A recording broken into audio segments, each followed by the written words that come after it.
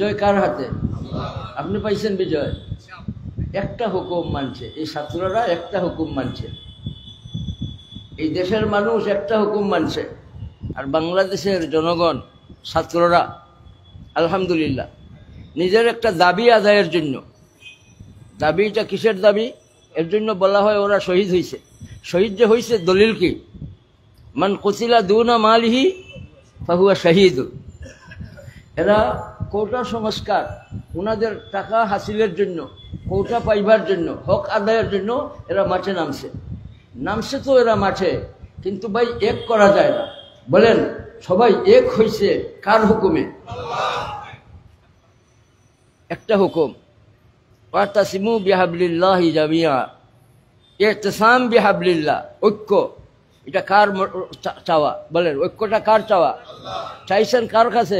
দানবের কাছে চাইছেন? পশুর কাছে চাইছেন? গরু বাছুরের কাছে চাইছেন? ঐক্য চাইছেন আল্লাহ তাআলা কার কাছে? আমাদের কাছে। কার কাছে? কি চাইছে? আমরা মতবিরোধ করবো? বক্তা করদান আঙ্গুস্তা একসা মিশবাদ।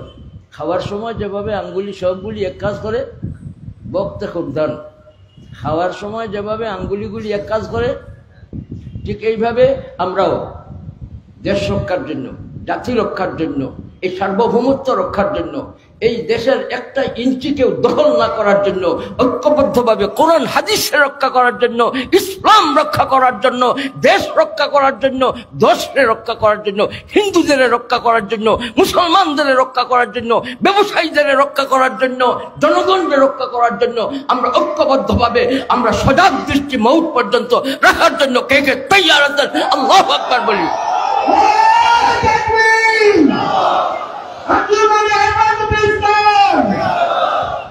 সম্মানিত উপস্থিত সাহেবান, সবাই এক হইছে ওনাদের মাল হাসিলের জন্য, এক হইছে।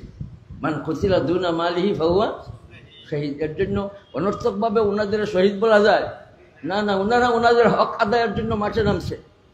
ওনারা ওনাদের হক আদায়ের জন্য মাঠে নামছে, যার ফলে আল্লাহ তাআলার চাহিদ আসছে। ইয়াদুল্লাহি আলাল জামাআত, সুবহানাল্লাহ বলে। তাই ভাই আমরা সব নেক কাজে, ভালো কাজে, আমাদের হক আদায়ের জন্য, আমাদের দেশ রক্ষার জন্য, আমাদের জাতি রক্ষার জন্য, আমাদের হিন্দুদেরও বাঁচাইবার জন্য, আমাদের মুসলমানদের বাঁচাইবার জন্য আমরা সব ঐক্যবদ্ধভাবে আমরা কাজ করব, মাঠে থাকবো। আল্লাহ তাআলা তৌফিক দান করুন।